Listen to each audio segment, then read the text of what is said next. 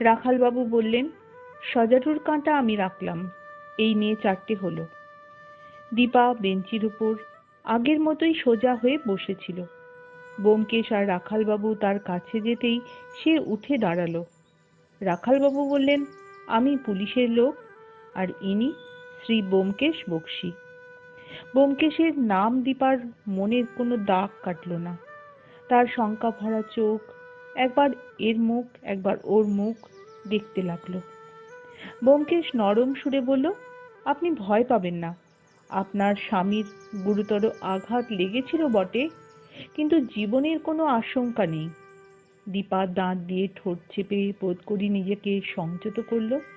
তারপর ভাঙা ভাঙা গলায় বলল, আমাকে ও ঘরে যেতে দিচ্ছে না কেন? ব্যোমকেশ বলল, দেখুন, আপনার স্বামীকে ওষুধ দিয়ে ঘুম পাড়িয়ে রাখা হয়েছে। এই সময় আপনি তার কাছে থেকে কি করবেন? তার চেয়ে। দীপা বলল, আমাকে যদি ওর কাছে থাকতে দেওয়া না হয়, আমি সারা রাত্রি এখানেই বসে থাকবো। ব্যোমকেশ বলল, কিন্তু রোগীর ঘরে ডাক্তার আর নার্স ছাড়া এ সময় অন্য কারোর থাকা নিষেধ। দীপা বলল, আমি কিচ্ছু করব না, শুধু খাটের এক পাশে চুপটি করে বসে থাকবো। ব্যোমকেশ আরো কিছুক্ষণ দীপাকে বোঝাবার চেষ্টা করলো, কিন্তু তাকে টলাতে পারল না। ব্যোমকেশ বলল, আচ্ছা, ডাক্তারবাবুকে বলে দেখি। দেবাশিস বাবুর কি অন্য কোনো আত্মীয় এখানে নেই? না, ওর কোনো আত্মীয় নেই। আপনার নিশ্চয়ই আত্মীয় স্বজন আছে। তারা কোথায় থাকেন? তাদের খবর দেওয়া হয়েছে? দীপা বলল, তারা কাছেই থাকেন, কিন্তু তাদের খবর দিতে ভুলে গেছি। ব্যোমকেশ বলল, ঠিকানা দিন, আমরা তাদের খবর দিয়ে দিচ্ছি। দীপা ঠিকানা এবং ফোন নাম্বার দিয়ে দিল। ব্যোমকেশ তখন ডাক্তার গুপ্তের কাছে ফিরে গিয়ে বললেন, ডাক্তারবাবু, বউটিকে স্বামীর কাছে থাকতে দিন। ও বুদ্ধিমতী বলেই মনে হলো, কিন্তু বড় ভয় পেয়েছে। ডাক্তারবাবু 2-1 বার আপত্তি করলেন, শেষ পর্যন্ত রাজি হলেন। ব্যোমকেশ দীপাকে এনে যে ঘরে দেবাশিস ছিল সেই ঘরে নিয়ে গেল। দীপা পা টিপে টিপে খাটের পাশে গিয়ে দাঁড়ালো। সামনের দিকে ঝুঁকে ব্যগ্র চোখে দেবাশিসের মুখ দেখল। দেবাশিস পাশ ফিরে শুয়ে ঘুমোচ্ছে। তার মুখের ভাব শান্ত প্রসন্ন। দীপা তার মুখের উপর চোখ রেখে অতি সন্তর্পণে খাটের পাশে বসল। একজন নার্স এসেছিল সঙ্গে। সে ঠোঁটে আঙুল রেখে দীপাকে সতর্ক করে দিল। রাত্রি 11টার সময় হাসপাতাল থেকে বেরোবার পথে রাখালবাবু ব্যোমকেশের পানি চাইলেন। বউটির। ব্যোমকেশ বলল, না, সশরীরে সেখানে উপস্থিত হওয়া দরকার। পুলিশের গাড়িতে দীপার বাপের বাড়ি পৌঁছতে 5 মিনিটও লাগলো না। রাস্তা নিরালা, বাড়ির সদর দরজা বন্ধ। রাখালবাবু সজোরে কড়া নাড়লেন। কিছুক্ষণ পর বিজয় ঘুম চোখে দরজা একটু ফাঁক করে বলল, কে কে, কি চাই? রাখালবাবু বললেন, ভয় নেই, দোর খুলুন, আমরা পুলিশের লোক। ইতিমধ্যে নীলমাধব উপস্থিত হয়েছেন। বিজয় দোর খুলতেই রাখালবাবু ব্যোমকেশকে নিয়ে ভেতরে এসে প্রশ্ন করলেন, দেবাশিস ভট্ট আপনাদের কে? নীলমাধব বললেন, আমাদের জামাই। কেন, কি হয়েছে? রাখালবাবু বললেন, তার একটা অ্যাক্সিডেন্ট হয়েছে। আপনার জামাই বুকে আঘাত পেয়ে হাসপাতালে আছেন। আপনার মেয়েও খবর পেয়ে সেখানে আছেন। নীলমাধব বললেন, কোন হাসপাতালে? রাসবিহারী হাসপাতালে। ভয় পাবেন না, আঘাত গুরুতর হলেও জীবনের আশঙ্কা নেই। আমরা এক্ষুনি যাচ্ছি। বিজয়, তুমি এদের বসাও, আমি আর তোমার মাকে নিয়ে চলে যাচ্ছি। তিনি ছুটে বাড়ির ভেতরে চলে গেলেন। ব্যোমকেশ বিজয়কে প্রশ্ন করলেন, দেবাশিস বাবু আপনার ভগ্নিপতি? হ্যাঁ। আমিও হাসপাতালে যাব? না, আপনার সঙ্গে আমাদের একটু আলোচনা আছে।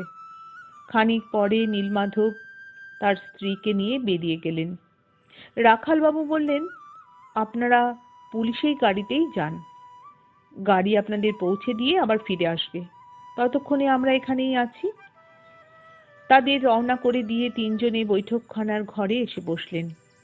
ব্যোমকেশ বিজয়কে প্রশ্ন করল, আপনার বোনের কতদিন বিয়ে হয়েছে?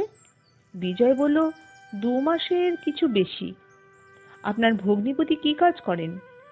বিজয় প্রজাপতি প্রসাধন ফ্যাক্টরির কথা বলল। তার কোনো আত্মীয় স্বজন নেই? যতদূর জানি কেউ নেই। বন্ধু বান্ধব? অন্য বন্ধু বান্ধবের কথা আমি জানি না, কিন্তু নৃপতিদার আড্ডায় যারা যায় তাদের সঙ্গে দেবাশিসের ঘনিষ্ঠতা আছে। নৃপতি রাহার আড্ডার পরিচয় দিয়ে বিজয় বলল, কিন্তু এইসব প্রশ্ন কেন? ব্যোমকেশ এবার রাখালবাবুর সঙ্গে দৃষ্টি বিনিময় করে বলল, আপনাকে বলছি, আপনি উপস্থিত অন্য কাউকে বলবেন না। দেবাশিস বাবুকে কেউ খুন করার চেষ্টা করেছিল। বিজয়ের চোখ জ্বলজ্বল করে উঠল। সে উত্তেজিত হয়ে বলে ফেলল, আমি জানতাম। ব্যোমকেশের দৃষ্টি তীক্ষ্ণ হয়ে উঠল। কি জানতেন? জানতাম যে এটা ঘটবে। জানতেন এটা ঘটবে? কি জানতেন, সব খুলে বলুন। উত্তেজনার ঝোঁকে কথাটা বলে ফেলেই বিজয় থমকে গেল। আর কিছু বলতে চায় না। এ কথা সে কথা বলে আসল কথাটা চাপা দিতে চায়। ব্যোমকেশ এখন গম্ভীরভাবে বলল, দেখুন, দেবাশিস বাবুর শত্রু তাকে খুন করবার চেষ্টা করেছিল। দৈবক্রমে তার প্রাণ বেঁচে গেছে। আপনি যদি আসামিকে আড়াল করার চেষ্টা করেন, তাহলে সে আবার চেষ্টা করবে। আপনি কি চান আপনার বোন বিধবা হন? তখন বিজয় বলল, আমি যা জানি বলছি, কিন্তু কে আসামি তা আমি জানি না। বিজয় দীপার প্রেম কাহিনী শোনালো। শুনে ব্যোমকেশ একটু চুপ করে রইল। তারপর বলল, মনে হয় আপনার বোনের ছেলে মানুষই ভালোবাসার নেশা কেটে গেছে। আচ্ছা, আজ আমরা উঠলাম। কাল বিকেলবেলা আমরা নৃপতি বাবুর বাড়িতে যাব। আপনিও উপস্থিত থাকবেন। ইতিমধ্যে পুলিশের গাড়ি ফিরে এসেছিল। ব্যোমকেশ গাড়িতে উঠে রাখালবাবুকে বলল, আজ এই পর্যন্ত। কাল সকালে আবার হাসপাতালে যাব। হাসপাতালে রাত্রি 2:30টার সময় দেবাশিসের ঘুম ভাঙল। চোখ চেয়ে দেখল একটি মুখ তার মুখের পানে ঝুঁকে অপলক চেয়ে আছে। ভারী মিষ্টি মুখখানি। দেবাশিস আস্তে আস্তে বলল, দীপা, কখন এলে? দীপা উত্তর দিতে পারল না। দেবাশিসের কপালে কপাল রেখে চুপ করে রইল। দীপা, খিদে পেয়েছে। দীপা তড়িত মাথা তুলল। ঘাড় ফিরিয়ে দেখল নার্স ঘরে প্রবেশ করেছে। নার্স ইতিপূর্বে আরো কয়েকবার ঘরে এসে রোগীকে দেখে গেছে। বলল, কি খবর, ঘুম ভেঙেছে? দীপা বলল, হ্যাঁ। বলছেন খিদে পেয়েছে? নার্স হেসে বলল, বেশ, আমি ওভালটিন তৈরি করে রাখছি, নিয়ে আসছি। আগে একবার নাড়িটা দেখি। নাড়ি দেখে নার্স বলল, চমৎকার, আমি এই এলুম বলে। নার্সের সঙ্গে সঙ্গে দীপা দৌড় পর্যন্ত গেল। নকুল তখনও দৌড়ের পাশেই বসেছিল। উঠে দাঁড়ালো, বলল, বৌদি, দাদাবাবু খেতে চাইছে? দীপা বলল, হ্যাঁ। জয় জগদীশ্বর। তাহলে আর ভয় নেই। বৌদি, তুমিও তো কিছুই খাওনি, তোমার খিদে পায়নি? দীপা একটু চুপ করে থেকে বলল, পেয়েছে। নকুল, তুমি বাড়ি যাও, নিজে খেও, আর আমার জন্য কিছু নিয়ে এসো। আচ্ছা বৌদি। নকুল চলে গেল। নার্স ফিডিং কাপে ওভালটিন এনে দেবাশিসকে খাওয়ালো। তারপর দেবাশিস তৃপ্তির নিঃশ্বাস ফেলে দীপার একটি হাত মুঠির মধ্যে নিয়ে আবার ঘুমিয়ে পড়ল। ভোর হলে দীপার মা, বাবা, বিজয় সকলে আবার এলেন। দেবাশিস তখন ঘুমোচ্ছে। দীপার মা দীপাকে বলল, দীপা, আমরা এখানে আছি, তুই বাড়ি যা।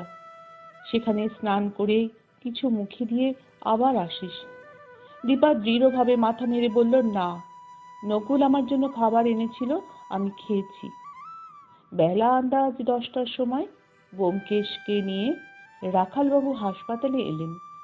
ডাক্তার গুপ্ত এক গাল হেসে বলল, ভালো খবর, ছোকরা এ যাত্রা বেঁচে গেল। সকালে বেশ চাঙ্গা হয়ে উঠেছে।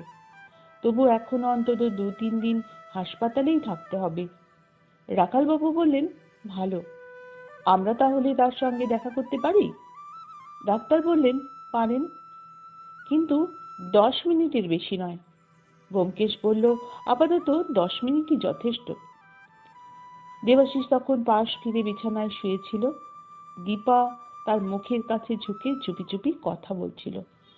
ব্যোমকেশ আর রাখাল বাবুকে আসতে দেখে লজ্জিতভাবে উঠে দাঁড়ালো। ব্যোমকেশ স্মিত মুখে দীপাকে বলল, আপনি কাল থেকে এখানে আছেন, এবার অন্তত ঘন্টাখানেকের জন্য যেতে হবে। আমরা ততক্ষণ দেবাশিস বাবুর কাছেই আছি।